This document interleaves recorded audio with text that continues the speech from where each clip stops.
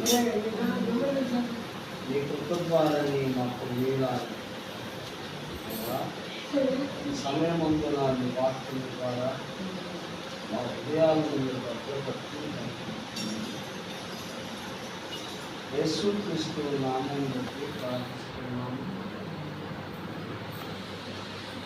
2వ సమూయేలు గ్రంథం 7వ అధ్యాయం. 2వ సమూయేలు గ్రంథం 7వ అధ్యాయం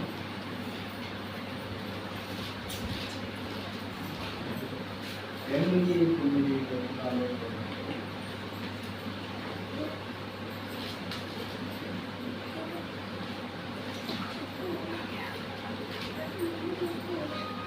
కాబట్టి నీవు నా సేవకుడవు దావీదుతో ఇలాగ చెప్పుము, సైన్యములకు అధిపతియు యెహోవా నీకు సెలవిచ్చినదేమనగా, గొర్రెల కాపులో ఉన్న నిన్ను గొర్రెల దొడ్డిలో నుండి తీసి ఇశ్రాయేలులను నా జనుల మీద అధిపతిగా నియమించింది. నీవు పోవు చోట్లెల్లను నీకు తోడుగా ఉండి నీ శత్రువులందరినీ నీ ఎదుట నిలవకుండా నిర్మూలన చేసి లోకంలోని గనులైన వారికి కలుగు పేరు నీకు కలిగి చేసి ఉన్నాను. ఇక్కడ సమూయేలు ప్రవక్త ద్వారా ఏర్పరచబడిన వాడు కాదు. దావీదు దేవునికి ఇష్టంగా ఉన్నాడని, దావీదు దేవునికి ఇష్టమైన కుమారుడు. ఎందుకు దావీదు మీద దేవునికి అంత ప్రణాళిక ఉందంటే, యెషయాకు పుట్టిన బిడ్డలందరిలో దావీదు దేవునికి ఇష్టానుసారంగా ఉండేవాడు. దావీదు ప్రార్థన వీరుడు. కాబట్టి దావీదుకి కలిగినది ఏంటంటే దేవుని మీద శ్రద్ధ, భక్తి. మనము కూడా దేవుని యొక్క సన్నిధిలో శ్రద్ధ, భక్తి కలిగి ఉన్నప్పుడు, దేవుని మందిరం మీద దృష్టి ఉన్నప్పుడు దేవుని యొక్క దయ సంకల్పం మన ఎడన ఉంటుందండి. దావీదు గొర్రెలను కాసుకునేవాడు, గొర్రెలు కాపాడు. అయితే దావీదుతో చెప్తున్నాడు, నువ్వు గొర్రెల దొడ్డి దగ్గర ఉన్నావు, గొర్రెలను కాల్చేవాడివి, కాబట్టి నిన్ను ఏం చేస్తాను అంటే ఇశ్రాయేలు ప్రజలైన వారి ఎదుట నిన్ను ఒక అధిపతిగా చేస్తాను, నేను ఒక నాయకుడిగా ఎన్నుకుంటాను. కాబట్టి నిన్ను నేను వేరుపరచదను అని అంటాడు.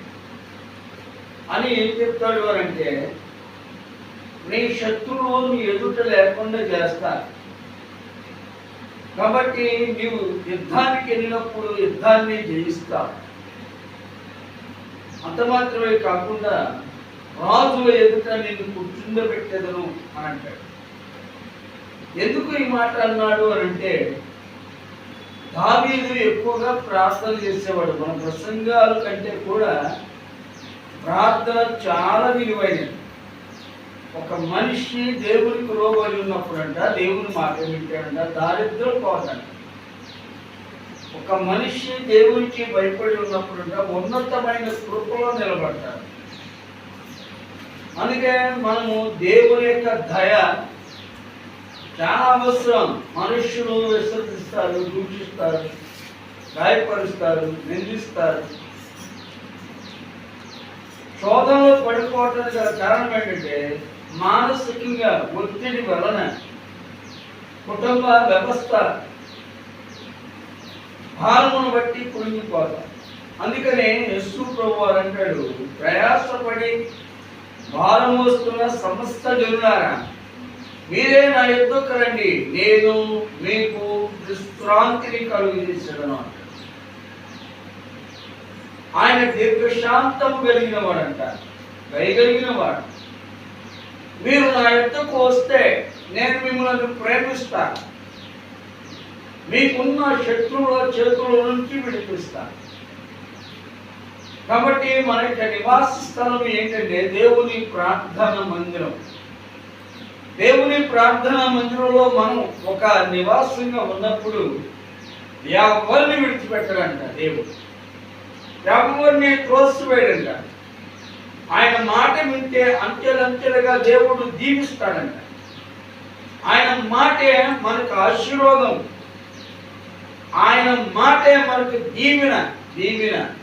కుటుంబాల్లో ఎన్నో పోరాటాలు వస్తాయి, బంధువులు విసరిస్తారు, గాయపరుస్తారు, మానసికంగా కృంగేస్తున్నా కానీ దేవుని దయ ఎలాంటిదంటే మనల్ని ప్రయాణిస్తుంది. దేవుని స్తోత్రం.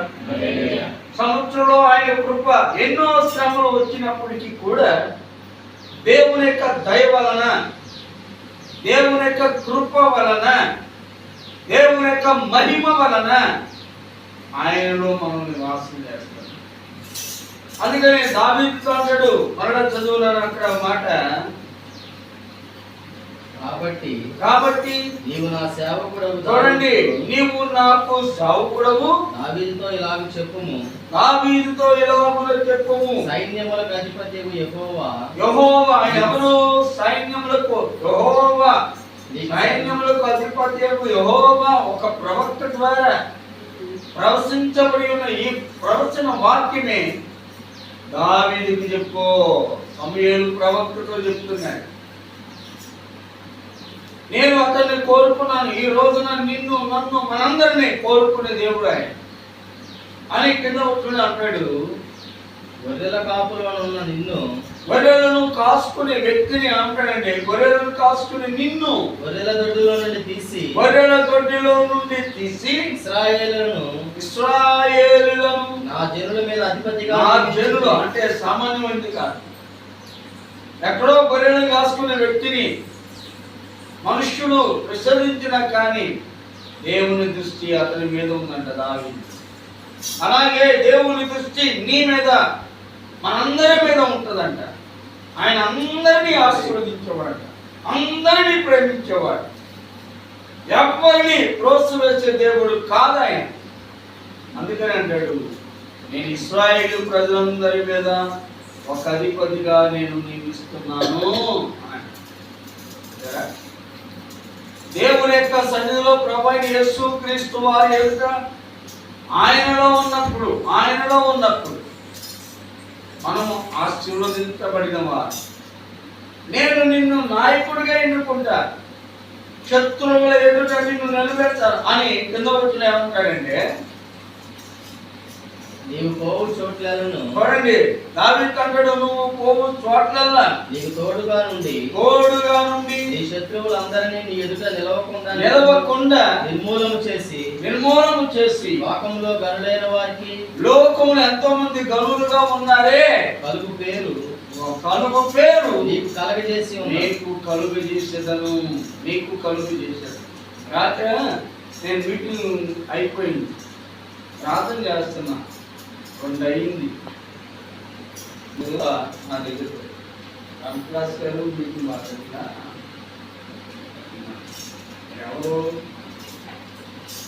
మరెవరో నాకు తెలియదంటే నీ స్వరూపములు ఎవరు. వెంటనే ఆధార్ దగ్గర కూర్చొని ఆధార్ పట్టుకున్నా. ఏం చెప్తుందంటే, నీకేం కావాలి కొడుకు, ఏం కావాలి నీకు అన్నాడు. నేను అంటున్నాను, ఆ మీటింగ్ పెట్టుకోవడానికి స్థలం లేదు, చాలా ఇబ్బందిగా ఉంటుంది. ప్రభు నీకు సహాయం చేస్తాను, ప్రభు నీకు మేలు చేస్తాను. ప్రధాని నుండి మీకు సంస్కృతి పెట్టింది, ఈ ప్రభు దృష్టి కలుగుతుంది. ప్రభు నాకు మేలు చేస్తాడు అని అనుకున్నా. ప్రభు నాకు సహాయం, దేవునికి ఇష్టలుగా ఉన్న ప్రతి మనుషులను దేవుడు విడిచిపెట్టాడు. దేవుడే మనకు సహాయకుడై ఉంటాడంట. నువ్వు ఎక్కడికి వెళ్తున్నావు, నీకు తోడుగా ఉంటా. ఏ పని చేస్తున్నావు, నీకు సహాయం చేస్తాను, ప్రతి మేలు కూడా నీకు ఇస్తా అని అంటాడు. నీ శత్రువులు ఉన్నారే, వాళ్ళ దగ్గర నుంచోబెడతా. ఒకవేళ గొప్ప గొప్ప గనులుగా ఉన్నారే, వాళ్ళకి లేని పేరు నీకు ఇస్తా. దేవుని స్తోత్రం. హల్లెలూయా. దేవుని యొక్క ఆశీర్వాదం అంటే విలువ. అందుకని మనం ఎప్పుడు కూడా ఏడంతే కానీ ప్రార్థన మనలో ఉన్నప్పుడు దేవుడు నిజంగా ఆయన ప్రేమించాడు. ఈ సభల్లో అనేకమైన ఒడిదుడుకులు వచ్చినాయి. నేను సంఘంలో చెప్పాను, ఏ ప్లేస్లో ఏదైతే మీటింగ్ పెట్టకూడదు అన్నారో అదే ప్లేస్లో మీటింగ్ పంపిస్తే సమయంలోనే దేవుడు నాకు మేలు చేస్తాడు. అనుకోకుండానే నేను వేరే గ్రౌండ్ బాగు చేసి వెంటనే అక్కడ ఉన్న వాళ్ళందరూ ఇక్కడ పెట్టడానికి వీళ్ళు అక్కడే పెట్టండి, స్కూల్లోనే పెట్టాను. గ్రౌండ్లో కష్టపడి కానీ దేవుని యొక్క సన్మానం స్పందించాడు. దేవుని యొక్క పర్యటన ఏమవుతున్నా ప్రతి మనుషులను దీవించింది. దేవుడు మనందరిని సమృద్ధిగా దీవించునుగాక. దేవుడు మనందరిని సమృద్ధిగా ఆశీర్వదించునుగాక. దేవుడు మనందరినీ వర్ధిల్లింపచేయును. ప్రార్థన చేసుకుందాం. మమ్మలను మిక్కిలిగా ప్రేమించిన మా ప్రియ పరలోకపు తండ్రి, నీ బంగారు పాదాలకి స్తోత్రం నాయన. మీరు మమ్మల్ని ప్రేమించి వెదకి రక్షించినందుకు వందనాలు. మీరు మా పట్ల చూపిన గొప్ప ప్రేమను బట్టి పోయిన వారంలో ప్రభువా ఎలాగో జరుగుతుంది అని సభల గురించి ఆలోచించాం. కానీ మీరు వచ్చి జయప్రదంగా జరిగించారు. ప్రతి కార్యాలు మీరు జరిగించారు. అలాగే ఈ మంగళగిరి ప్రాంతంలో సభలు పెట్టాలని ప్రేరేపణ నాకు కలుగు చేశావు. అలాగే నీ పని పూనుకొని నీ పని జరిగించడానికి కృప చూపించారు. మీరే మాకు సహాయకుడిగా ఉండండి. మీ కార్యాలు సఫలపరచండి. దేవాన్ని బిడ్డలు పూనుకొని శ్రద్ధాభక్తి కలిగి నీ సన్నిధిలో 5 దినాలు కష్టం అనుకోకుండా నీ బిడ్డలు ప్రభువా నీ పనికి ఒక పాత్రగా మీరు వాడుకున్నారు. ప్రభువా నీ బిడ్డలు ఇచ్చిన ప్రతి ప్రయాస ప్రతి కానుక వ్యర్థం కాకుండా, వారి ప్రయాస వ్యర్థం కాకుండా నీ బిడ్డలందరినీ దీవించండి, ఆశీర్వదించండి. సంఘాన్ని ఇంకను అభివృద్ధి చేయండి. ఇంకను మేలుతో నింపుమని కానుల రక్షకుడు యేసుక్రీస్తు నామం బట్టి ప్రార్థిస్తున్నాను. ఆమేన్.